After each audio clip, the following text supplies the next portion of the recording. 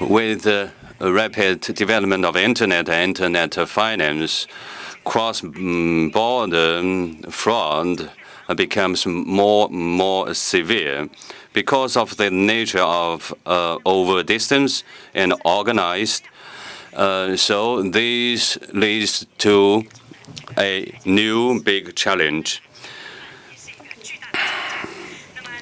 So that's why we need to use new mindset and new methods, and also to strengthen international cooperation and to attack the criminalities at source.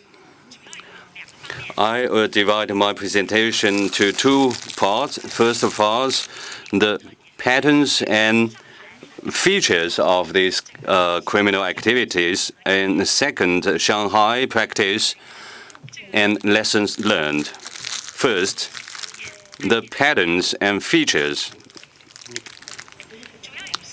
There are four main features. First is the division of labor. Second, the modus operandi are quite diversified. And third, technology-enabled. Fourth, cross-border globalization nature.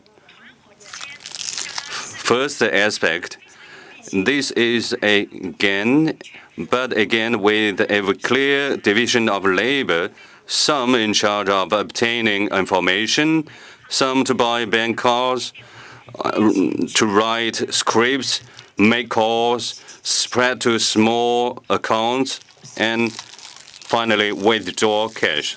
This all done in anonymous way and in a clear division of labor.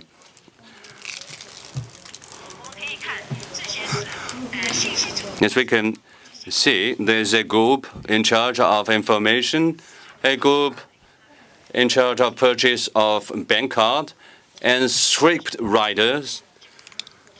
And here there are other specialized workers, if I may. And to write a script,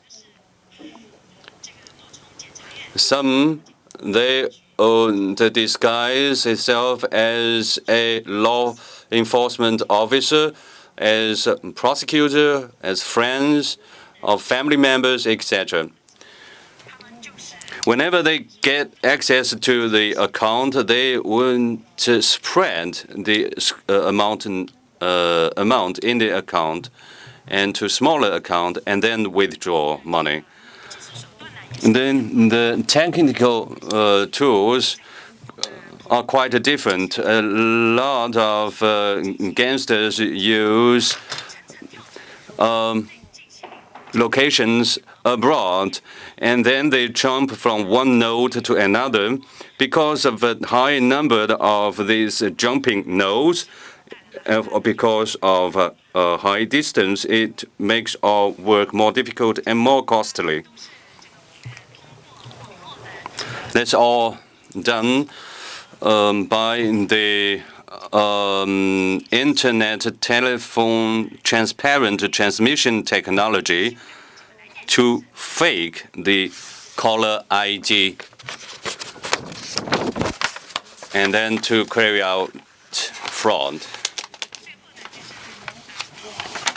And then the cross-border nature, the members of the gang are spread all over the world. Some open account in charge of withdraw and steal informations.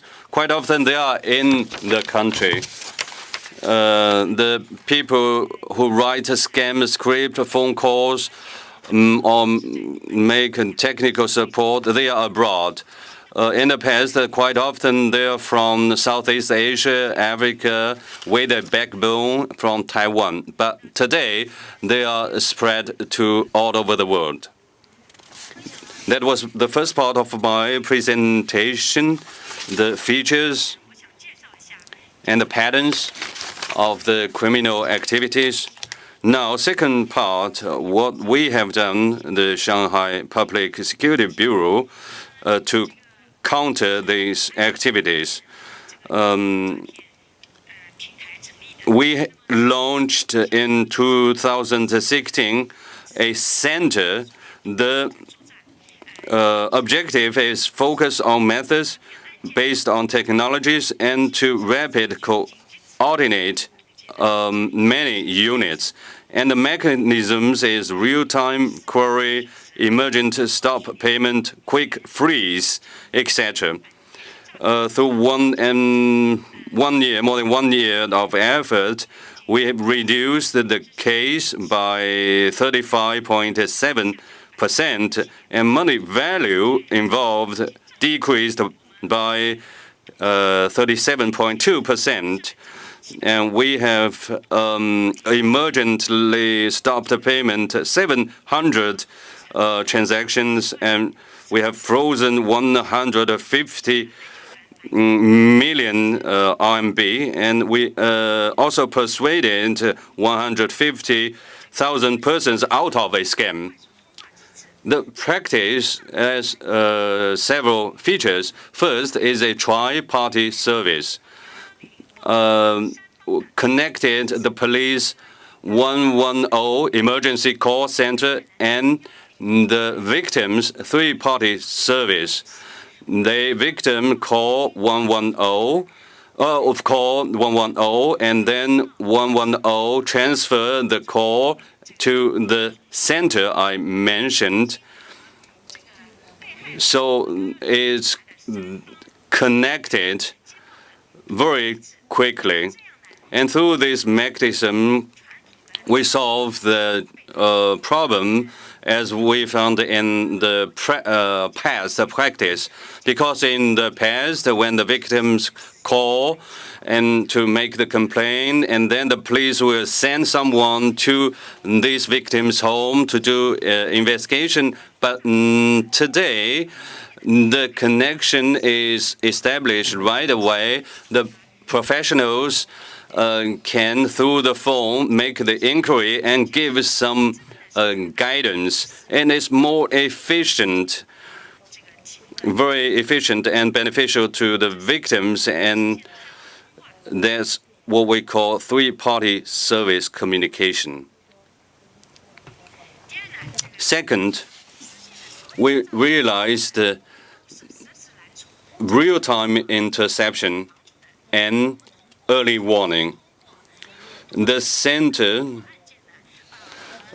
based on the previous cases, analyze these cases and to draw up the patterns, features, and we also automatically analyze mass data to find out what phone calls would be suspicious and who would be the potential victims. And through automatic identification, the center can communicate better with the victims through call or texting, or even sending police officers to the victim's home.